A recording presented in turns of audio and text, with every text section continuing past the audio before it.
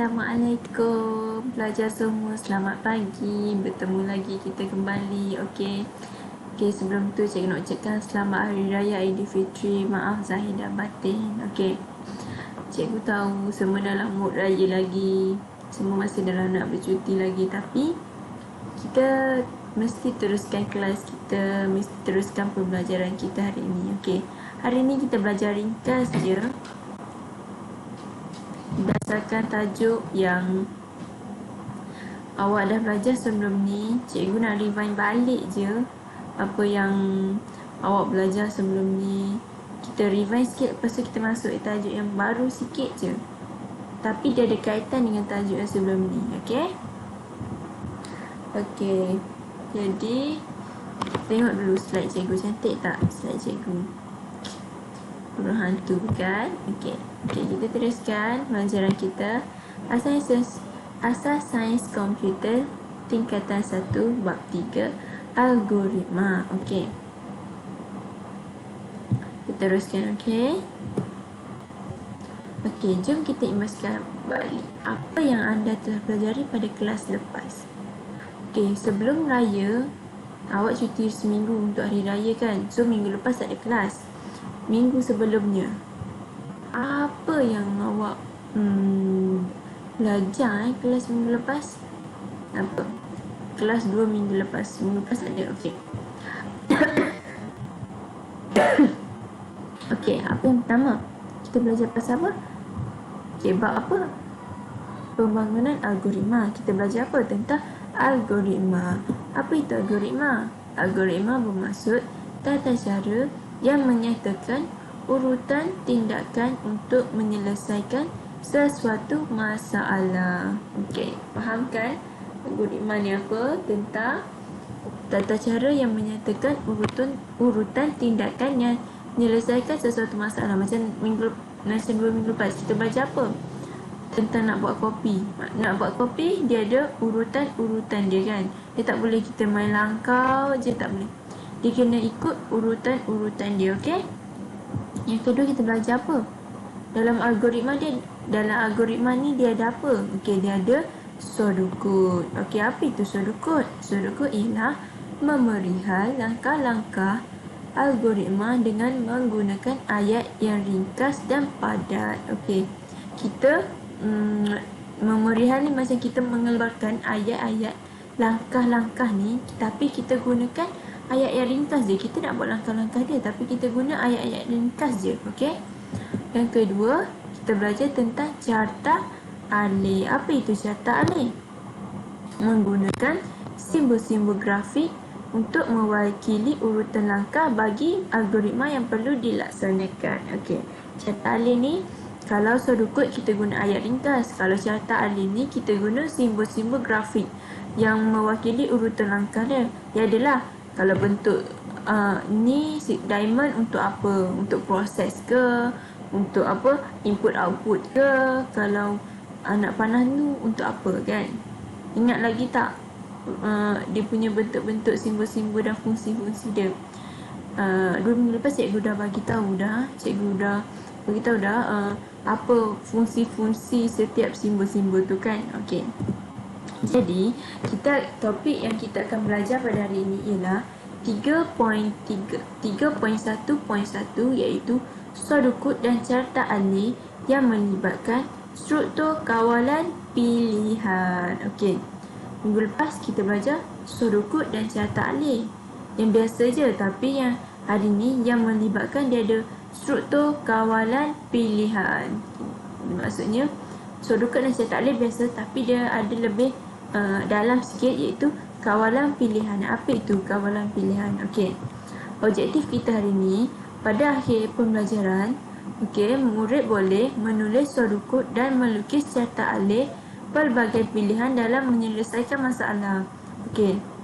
Objektif kita akhir kelas ni awak akan dapat menulis pseudocode dan carta alih, melukis carta alih untuk pelbagai pilihan. Yang sebelum ni carta alih dan pseudocode ni yang biasa je, tapi yang ni merupakan struktur pelbagai pilihan untuk menyelesaikan masalah. Okey. Apa itu struktur kawalan pilihan? Okey, cikgu baca. Struktur kawalan pilihan ialah satu langkah yang memecahkan aliran algoritma kepada dua atau lebih cabang. Okey, struktur kawalan pilihan ni satu langkah je, tapi dia memecahkan pada dua atau lebih cabang. Dia ada banyak cabang-cabang dia. Dia tak ada straight. Macam awak buat kopi tu dia straight. Baca kopi apa? Step dia buat air, panaskan air, masukkan kopi, dia terus nak panas ke bawah teruskan. Okey. Misalnya macam panaskan air, masukkan bila air dah masak, awak masukkan air tu ke dalam cawan, lepas tu masukkan serbuk kopi, lepas tu masukkan gula apa benda. Okey, itu dia punya straight. Tapi untuk ni dia ada cabang macam satu lagi. Misalnya awak bancuh kopi, awak panaskan air tak masak, pergi kepada cabang satu lagi.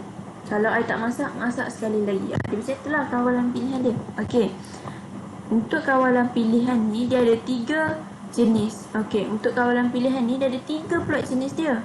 Okey, apa dia satu ni? Struktur kawalan pilihan tunggal, iaitu single selection. Okey, yang kedua, struktur kawalan dui pilihan, iaitu double selection.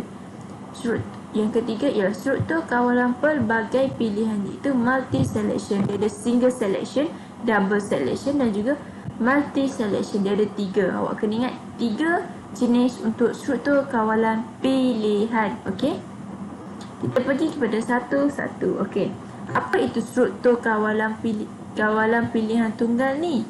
Single selection ni. Okey, struktur kawalan pilihan tunggal hanya mempunyai satu pilihan untuk melaksanakan satu set tindakan yang tertentu. Okey, jika syarat benar, satu tindakan saja yang akan dilaksanakan. Okey, dia akan hanya satu pilihan je, dia tak ada 2 pilihan apa benda, sebab dia single selection. Okey, jika benar, jika awak syarat benar, satu tindakan saja yang akan dilaksanakan. Okey, kita tengok contoh untuk kawalan pilihan tunggal. Okey, jika sodokod dia, okey, ni contoh sodokod dan ni contoh syarat ta'lil. Okey, apa? Mula. Okey, kita mula. Jika saya lapar, okey, maka langkah dia, saya akan makan. Okey, kita tengok dia punya syarat ta'lil mula. Okey, ni simbol mula. Lepas tu ni diamond. Okey, yang ta'lil saya lapar. Okey, jika kita pun buat pilihan satu. Jika ya, okey, ya, saya makan. Okey, pergi kat sini. Jika tidak, terus tamat. Saya lapar, tidak, tamat. Tak makan. Kalau awak lapar, awak pergi buat apa? Mestilah pergi makan. Okey, inilah. Dia ada satu lagi single selection dia, pilihan dia. Saya akan makan. Okey, pergi. Okey, ni contoh yang kedua. Untuk menguji kefungsian lampu. Okey, mula. Jika plug tidak dipalang ke dalam soket, okey, padamkan plug ke dalam soket dan tamat. Okey, awak nak uji fungsi lampu tu, okey ke tak? Maksudnya awak kena palamkan plug tu ke dalam soket. Maksudnya ni lah, plug tu nampak tak kat belakang situ ni. Okey, awak kena masukkan plug kita ke dalam soket tu. Jika ya, awak dah masukkan, tamatlah. Maksudnya lampu tu nyala ataupun tidaklah. Jika tidak, awak kena palamkan, masukkan plug tu ke dalam soket. Okey, Okey, soalan pertama. Untuk contoh apa? Untuk struktur kawalan pilihan tunggal. Okey, Azmi hendak menghadiri temuduga di sebuah bangunan tingkat 11. Jika lift rosak, Azmi perlu naik tangga. Tulis sodokod dan carta alih. Okey, ni sebagai kerja rumah awak. Nanti cikgu akan bagi dalam WhatsApp. Okey, apabila habis kelas ni. Okey, okey.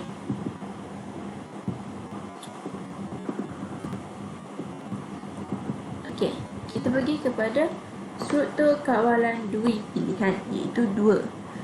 Double selection. Okey, struktur kawalan dui pilihan akan memilih di antara 2 tindakan atau 2 set tindakan untuk dilaksanakan. Dia akan ada 2 tindakan.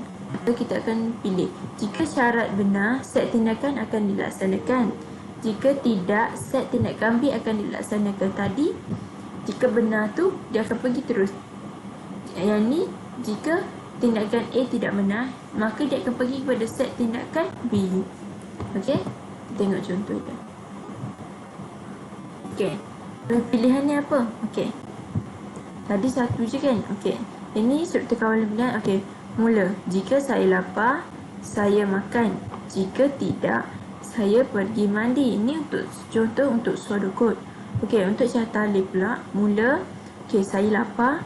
Okey, sebelah tadi saya makan, ya. Dia akan terus tamat. Bila saya lapar, saya pergi makan, tamatlah. Tapi untuk ini dia ada dua selection. Jika awak tidak pilih ya, so awak pilih tidak. Okey. So dia akan pergi, saya pergi mandi dan tamat. Okey. Okey, ni pula untuk dua pilihan juga, proses untuk menentukan dan mencetakkan grade murid. Okey, yang ni biasa awak akan guna untuk kerja kursus awak. Okey, pseudocode ni, algoritma ni, dia penting untuk awak projek-projek untuk bila awak tingkatan 3 nanti. Okey. Okey, kita tengok contoh dia untuk pseudocode mula. Okey, mula kita akan masukkan markah. Okey, ni apa fungsi tadi? Okey, apa fungsi dia? Sebelum ni awak dah ingatkan fungsi dia masing-masing. Okey, sambil tu awak juga boleh buka buku teks awak untuk awak tengok fungsi-fungsi dia satu-satu. Okey. Okey, lepas tu yang ni untuk awak mula. Okey.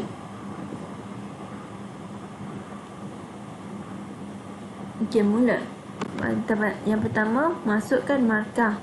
Okey, jika markah lebih besar, lebih tinggi daripada 40, dia akan cetak lulus.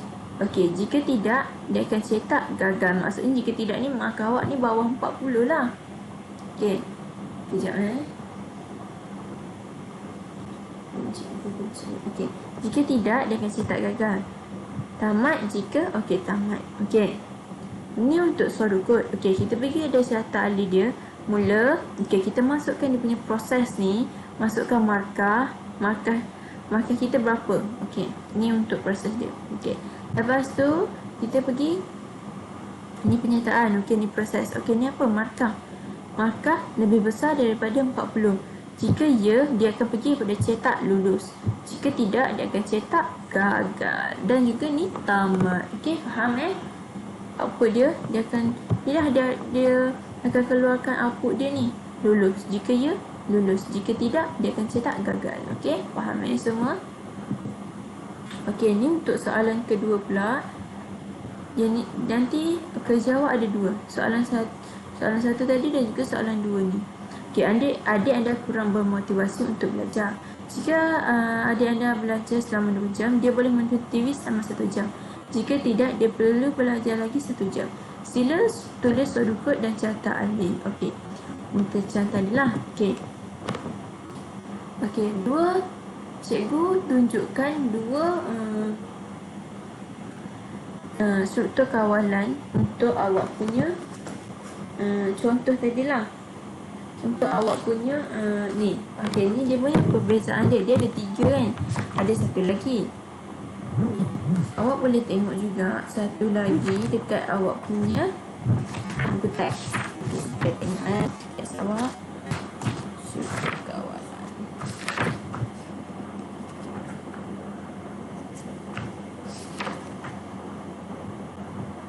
Okey. Untuk ni double selection ni, cikgu akan kita tengok dulu untuk dua pilihan ni. Untuk pilihan single selection dah senang je. Untuk double selection ni, okey, awak tengok jadual 3.1, pengendalian hubungan dan maksud dia. Okey, pengendalian hubungan ni dia itulah, apa sama dengan, lebih besar, sama dengan, lebih kecil daripada, lebih kecil atau sama dengan, macam itulah untuk pengendali tadi lah yang cikgu cakap tadi. Okey, yang ni perbezaan dia. Sebab okey, untuk struktur kawalan pilihan, pelbagai pilihan ni, multi selection ni, dia banyak. Okey, kalau awak nak belajar satu-satu, awak buka buku teks awak, dia ada banyak. Cikgu akan tunjuk dia yang contohnya. Sekejap cikgu buka. Okey, kita tengok dululah perbezaan antara struktur pilihan tunggal dan juga pilihan. Pilihan tunggal ni melaksanakan satu tindakan atau satu set tindakan.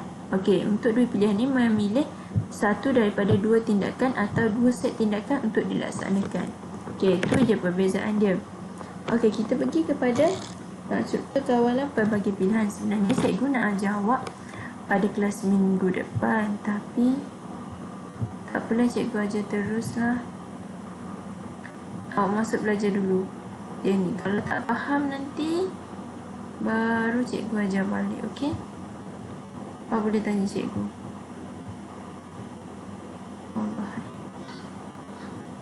Okey. Cikgu buka buku teks digital kita. Awak pun sambil-sambil tu boleh buka buku teks awak, okey? Sebab cikgu tak ada lagi latihan untuk nak bagi dekat awak untuk struktur kawalan pelbagai pilihan ni. Tapi tak apa, cikgu tunjuk je dulu secara ringkas untuk struktur kawalan pelbagai pilihan ni. Nampak tak buku teks cikgu? Okey.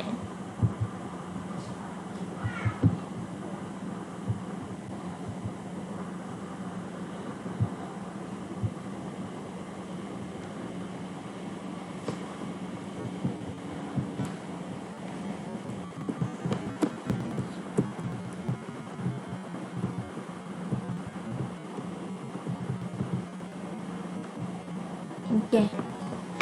Kecil. Kejap. Kecil ni tak nampak. Okey. Struktur kawalan pilihan. Struktur kawalan pelbagai pilihan. Okey. Struktur kawalan pilihan ni mengandungi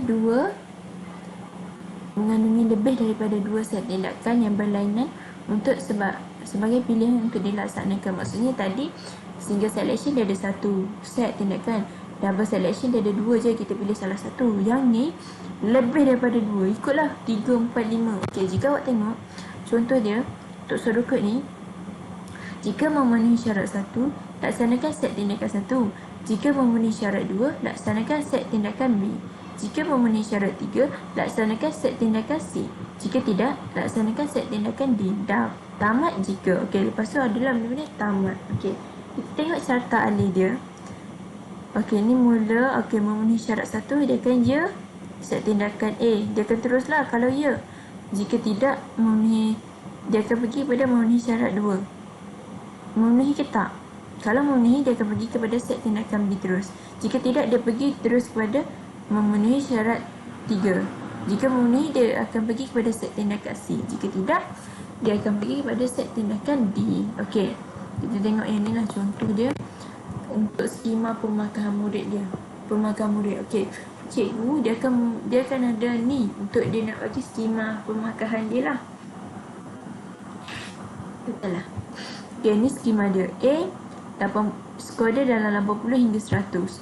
B, 70 hingga 79. C, 60 hingga 69. D, 50 59.